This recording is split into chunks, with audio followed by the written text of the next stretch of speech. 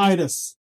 ये एफबीआर का वो पोर्टल है कि जहां पर तमाम तर डिक्लेरेशन, खा वो इनकम टैक्स की हो या सेल्स टैक्स की हो, वो फाइल की जाती है।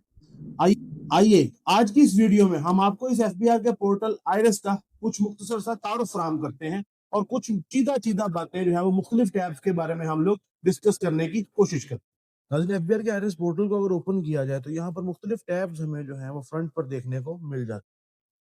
Registration, declaration, assets declaration, rectification, appeals, refund, इसके अलावा कुछ और भी इसमें काफी सारे जो है वो टैब्स मौजूद हैं।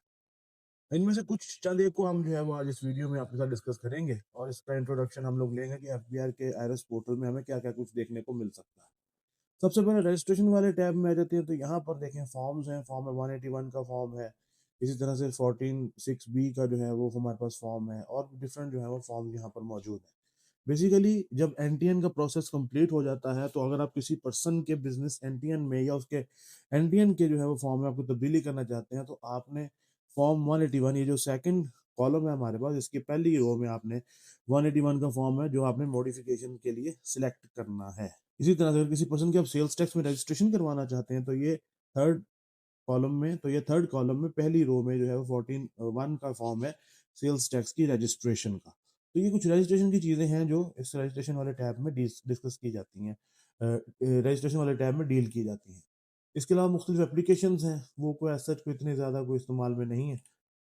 अगर मैं सेकंड टैब की बात करता हूँ तो मेरे पास यहाँ पर डिक्लेरेशन आ जाता है। इसमें हम लोग जो सारी इनकम टैक्स की रिटर्न्स और जो वेल्थ स्टेटमेंट्स वगैरह वो सब यहाँ पर फाइलिंग की जाती है। इसमें सेकंड कॉलम में देखिएगा इसमें सेकंड रो में देखिए हमारे पास रिटर्न और स्टेटमेंट्स जो है वो लिखा आ रहा है। इसका भी जो सेकंड कॉलम है उसकी पहली ऑप्शन को नॉर्मली मैं as a practitioner, as a consultant, as a tax lawyer जो है वो यूज करता हूँ क्योंकि ये प्रिस्क्राइब्ड है और इसमें डिटेल्स ज्यादा मौजूद है। यहाँ पर हमारे पास थर्ड पर वो दे रहा है रिवाइज्ड स्टेटमेंट्स या रिटर्न्स। अगर आपने वेल्थ स्टेटमेंट को रिवाइज करना है या कुछ और आप 2 माह के अंदर अंदर अपने इनकम टैक्स रिटर्न रिवाइज करना चाह रहे हैं तो उसकी ऑप्शन यहाँ पर मौजूद है। तो हमारे पास डिक्लेरेशन में ये कुछ मोटी मोटी चीजें हैं जो हमें देखने को मिल जाती हैं। नेक्स्ट है जी, हम लोग सबसे पहले चलते हैं जुरिस्डिक्शन वाले टैब में। ये जुरिस्डिक्शन वाली मेरी वीडियो जो है वो आपने अगर देखी हो तो आपको उसमें पता चलेगा कि हम लोगों ने अगर एक आरटीओ से दूसरे आरटीओ में अपना जो है वो स्टेटस चेंज करवाना है तो उसको कैसे किया जाता है। वो चीज़ें यहाँ पर जो है वो इस टैब में उसकी ऑनलाइन एप्लीकेशन यहाँ से फाइल की जा सकती है। इसके अलावा नेक्स्ट जिस चीज़ को मैं डिस्कस आपके साथ करूँगा वो है जी अपील्स।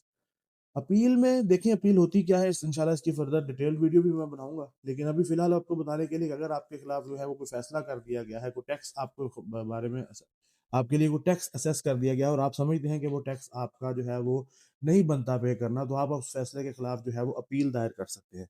अब किस फोरम पर, कितने अरसे में, कहाँ कहाँ अपील कैसे कैसे दायर की जा सकती है, ये इंशाल्लाह डिटेल वीडियो में जल्दी लेके आऊंगा, लेकिन उसकी ऑनलाइन फाइलिंग इस टैब के जरिए आप यहाँ पर कर सकते हैं।